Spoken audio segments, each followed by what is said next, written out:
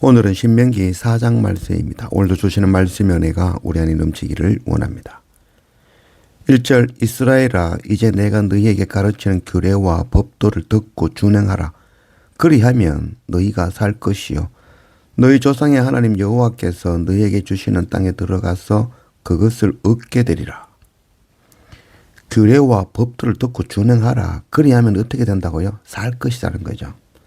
하나님 여호와께서 너에게 주시는 땅에 들어가게 된다는 거죠. 만약 이 말을 반대로 한다면 하나님의 규례와 법들을 준행하지 아니하면 죽는다는 거죠. 그리고 하나님 나라 기업을 얻지 못하게 된다는 것입니다. 죽기를 바라는 것이 아니라 살기를 바라는 것입니다. 이 땅이 아니라 하나님의 나라를 얻으라는 것이죠. 규례와 법들을 듣고 준행하고 생명 얻기를 신신당부하는 말씀이 바로 신명기 말씀인 것입니다.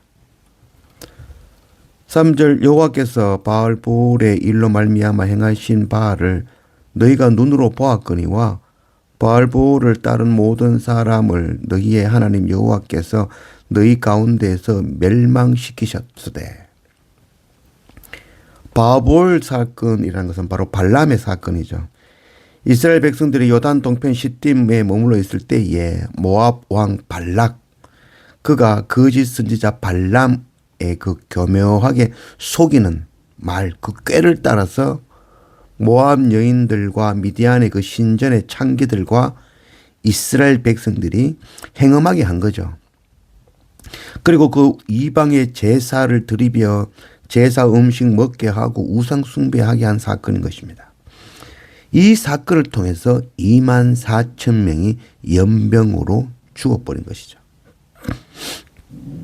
이 이야기는 3,500년 전 이스라엘 백성들이 가나안에 들어가기 직전에 일어난 일이지만 오늘 지금 우리에게 주시는 말씀이죠.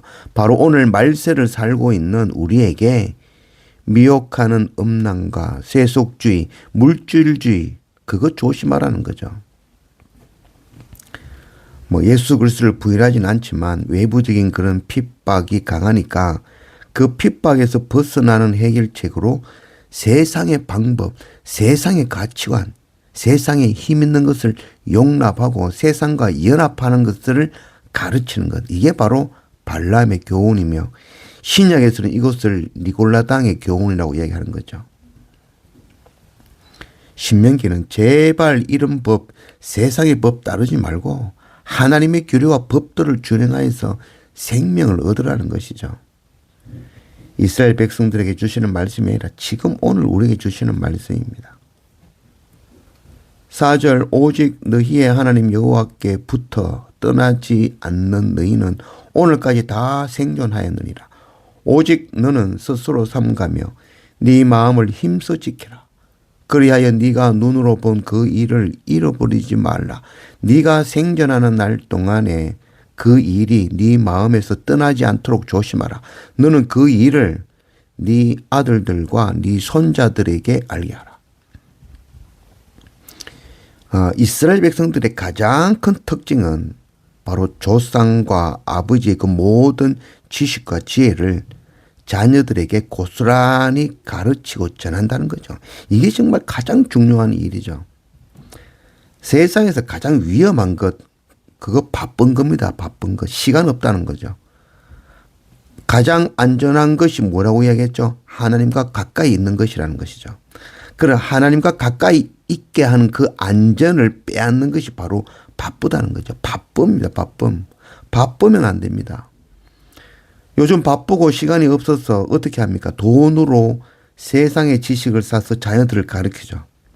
근데 그 자녀들이 배우는 것들이 뭡니까? 세상의 지혜죠. 세상의 지혜, 경쟁하고 높아지고 남을 밟고 올라서는 것, 그거 배우는 거죠. 일주일에 하루 1시간 교회 가서 하나님을 알고 배우는 것 불가능하죠. 한계가 있는 것입니다. 신앙은 내가 온전히 하나님 앞에 서는 것뿐만 아니라 자녀가 하나님 앞에 온전히 서게 하는 것, 이게 정말 참 신앙인 것이죠.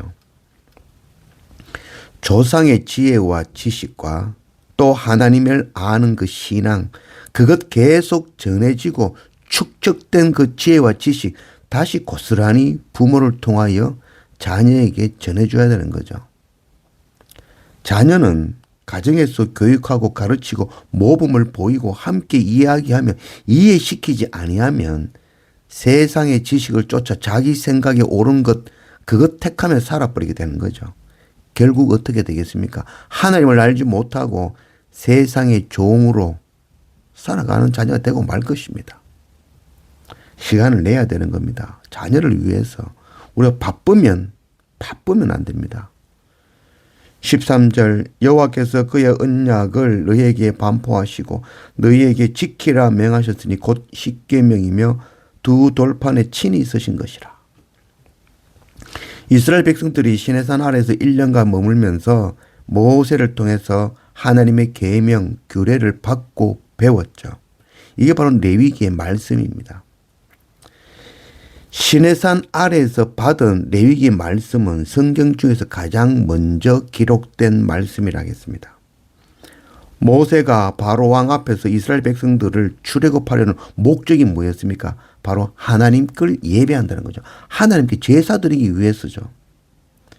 시내산 아래 도착한 이스라엘 백성들에게 제사 규례, 레위기 처음 나오는 이야기가 바로 제사의 규례죠. 그리고 성막 만들게 한 것이죠. 이게 레위기 말씀의 전부입니다. 그 레위기의 말씀을 이스라엘 백성이 듣고 질문을 하죠. 우리가 예배드리는 그 여호와 하나님이 누구신가? 그 질문에 답변하는 말씀이 창세기의 말씀이죠. 여호와 하나님은 천지를 창조하신 창조자시다. 우리의 조상 아브라함과 이삭과 야곱의 하나님이시다. 그거 가르친 것이 성경 바로 창세기 말씀이죠. 그리고 그분이 하신 일이 뭐라고요? 바로 출애굽의 일인 것이죠. 애굽에서 종되어서 죽어야 될 때 종으로 죽어야 되는 그 상황에서 우리를 구원하신 분이 바로 하나님이시다는 거죠. 그게 바로 출애굽기 내용이죠. 민수기의 내용은 뭡니까? 이 레위기에 그 주신 규례와 법도 가지고 제사 성막 그것 가지고 체험하고 경험하고 살아보는 이야기, 광야 이야기. 그게 바로 민수기죠.